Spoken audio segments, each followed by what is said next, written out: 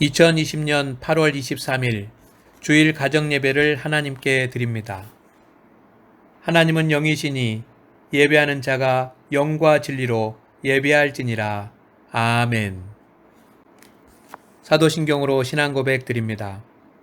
전능하사 천지를 만드신 하나님 아버지를 내가 믿사오며 그 외아들 우리 주 예수 그리스도를 믿사오니 이는 성령으로 잉태하사 동정녀 마리아에게 나시고 본디오 빌라도에게 고난을 받으사 십자가에 못 박혀 죽으시고 장사한 지 사흘 만에 죽은 자 가운데서 다시 살아나시며 하늘에 오르사 전능하신 하나님 우편에 앉아 계시다가 저리로서 산자와 죽은 자를 심판하러 오시리라. 성령을 믿사오며 거룩한 공회와 성도가 서로 교통하는 것과 죄를 사하여 주시는 것과 몸이 다시 사는 것과 영원히 사는 것을 믿사옵나이다. 아멘. 찬송 19장 함께 찬양 드리겠습니다.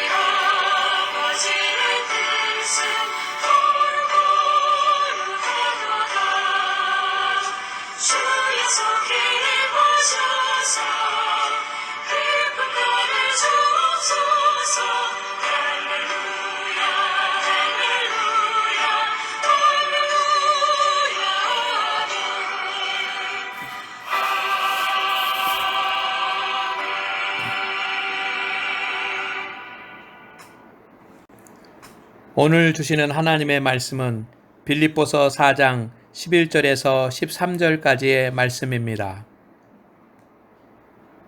내가 궁핍함으로 말하는 것이 아니니라.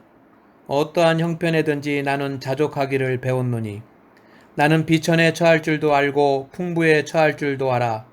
모든 일 곧 배부름과 배고픔과 풍부와 궁핍에도 처할 줄 아는 일체의 비결을 배웠노라. 내게 능력 주시는 자 안에서 내가 모든 것을 할 수 있느니라. 아멘. 할렐루야. 주님의 은혜와 평강이 여러분과 함께 하기를 주의 이름으로 축원합니다. 코로나19로 인해 충청남도에서 종교시설 집합금지 행정명령이 내려졌습니다. 다시는 이런 일이 일어나지 않기를 원했지만 참으로 안타까운 일이 다시 일어났습니다. 많은 사람들이 행정명령의 적절성에 대해서 이야기를 합니다. 그 누구도 코로나19를 정치적으로 이용하거나 해석하는 일은 없어야 할 것입니다. 의학적 예방과 방역 차원에서만 대응해야 합니다. 우리 교회도 성도들의 안전과 사회적 책임을 다하기 위해 31일까지 모든 대면 집회를 중지하기로 결정했습니다. 그리고 오늘 주일 예배를 가정에서 드립니다. 가정에서 예배 드리는 모든 성도님들을 하나님께서 품에 안아주시고 은혜와 능력을 주시기를 주의 이름으로 축원합니다. 코로나19는 사회적 위기입니다. 그러나 언제든지 교회와 신앙의 위기가 될 수 있습니다. 우리가 어떻게 신앙생활을 하느냐에 따라서 개인적 신앙과 교회의 미래가 달려 있습니다. 이와 같은 때에 우리 성도 여러분, 믿음 생활에 더욱 힘써 주시기를 바랍니다. 특별히 주 예수성은 거룩한 독서를 통해서 영적 유익을 얻게 되기를 소망합니다. 사람들은 모두 잘 살고 싶어 합니다. 못 살고 싶은 사람이 없습니다. 대부분의 사람들은 부자를 보면 와, 잘 산다고 하고 부러워합니다. 비싼 집, 좋은 차, 명품을 가진 사람들을 잘 사는 사람으로 생각합니다. 그러나 그는 돈이 많은 사람이지 잘 사는 사람은 아닐 수도 있습니다. 많은 돈은 있지만 가족들이 싸우고 비도덕적이고 양심이 없는 사람들이라면 잘 사는 사람이 아닙니다. 성도 여러분, 잘 산다는 것은 어떤 의미일까요? 저는 삶의 환경과 형편이 어떻게 변하더라도 그 형편 가운데서 감사하고 기뻐하고 기도하며 목표를 이루는 사람이라고 생각합니다. 여러분도 이런 성도 되시기를 축원합니다. 성도가 잘 살기 위해서는 배워야 하는 것들이 있습니다. 그것이 무엇인지 사도 바울의 경우를 통해서 말씀드리겠습니다. 첫째, 사도 바울은 자족하는 법을 새로 배웠습니다. 오늘날도 사람들은 성공하기 위해 지식과 기술을 배우는 일에 열심을 다합니다. 사도 바울은 예수님 만나기 전에는 율법과 철학과 정치를 열심히 배웠습니다. 이것을 통해서 성공적인 삶을 살길 원했습니다. 이것들이 승리의 비결이 되었을까요? 사도 바울은 후에 이 모든 것들을 내려놓고 배설물로 여겼습니다. 그리고 다시 새로 배운 것이 있습니다. 그는 말합니다. 어떤 형편에서든지 자족하기를 배웠노니. 자족하는 법입니다. 우리가 배워야 할 것이 많습니다. 그러나 다 배울 수 없습니다. 하지만 자족하는 법은 배워야 합니다. 자족은 당시 그리스 스토아 철학에서 인간이 자유롭게 살 수 있는 조건으로 여겼습니다. 자기의 형편에 만족하고 자기가 가진 것이면 충분하다고 생각하는 것입니다. 이런 마음은 중요합니다. 세상에서 자족하는 사람들은 행복에 더 가까이 갈 수 있습니다. 그러나 자족하지 못하면 감사와 만족을 모르게 됩니다. 그들은 늘 불평과 절망과 분노의 삶을 살게 됩니다. 그리고 행복에서 멀어집니다. 하지만 자족의 삶은 쉽지 않습니다. 인간은 더 많은 것을 소유하려는 욕심이 있기 때문입니다. 그러나 사도 바울은 자족하는 것을 배웠다고 했습니다. 어쩌면 우리는 자족하는 법을 새로 배워야 될지도 모릅니다. 성경에서 말하는 자족은 여기에서 한 단계 더 나아갑니다. 성도는 하나님을 의지함으로 자족을 배웁니다. 우리는 오병이어의 기적을 기억합니다. 하나님께서는 분명히 우리가 가진 것을 통해서 역사하십니다. 그런 능력을 가지신 주님이십니다. 지금 우리의 능력, 우리의 시간, 우리의 물질이면 충분합니다. 사람들은 나에게 능력이 없다, 나에게 시간이 없다, 나는 물질이 부족하다 할 것입니다. 그러나 그것에 자족하십시오. 전능하신 하나님이시면 우리가 가진 것에 충분합니다. 오히려 감사하고 기뻐하고 기도하시기를 주의 이름으로 축원을 드립니다.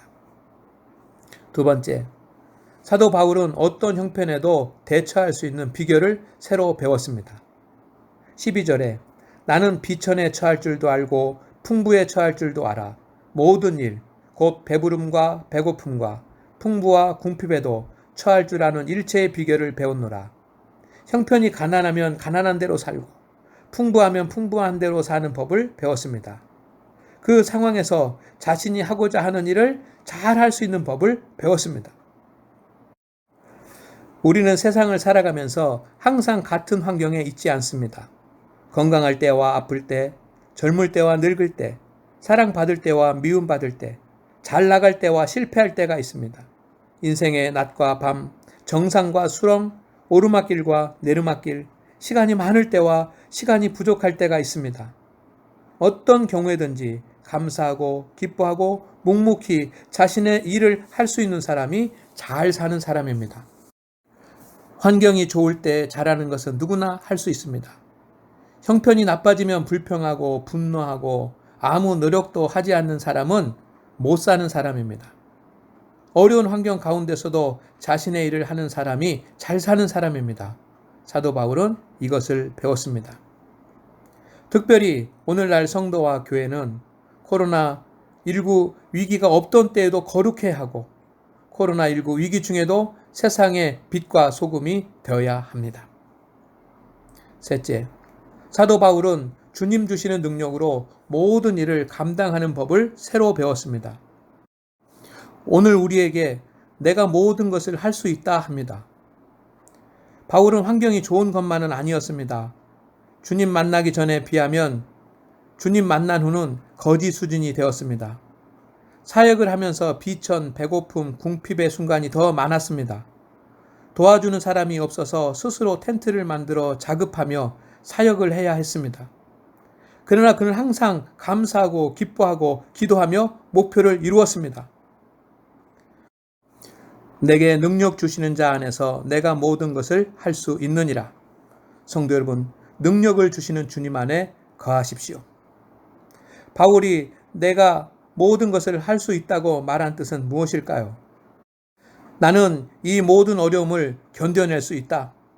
나는 그것들에 적응할 수 있는 자질을 가지고 있다. 나는 그 상황에서 승리할 수 있고 오히려 그 상황에서 기뻐하고 감사할 수 있다. 나는 이것들을 이겨낼 만큼 충분한 능력이 있다. 라고 말하는 것입니다. 왜 이렇게 자신 있게 바울이 말할 수 있을까요? 주님께서 능력을 주셨기 때문입니다. 우리에게 능력을 주시는 주님께서 여러분의 마음을 담대하게 하십니다. 여러분에게 능력을 주시어 강하게 하십니다. 여러분에게 생기를 불어넣어 새 힘을 주십니다. 어떤 환경에서도 잘 살 수 있는 사람이 되게 하십니다.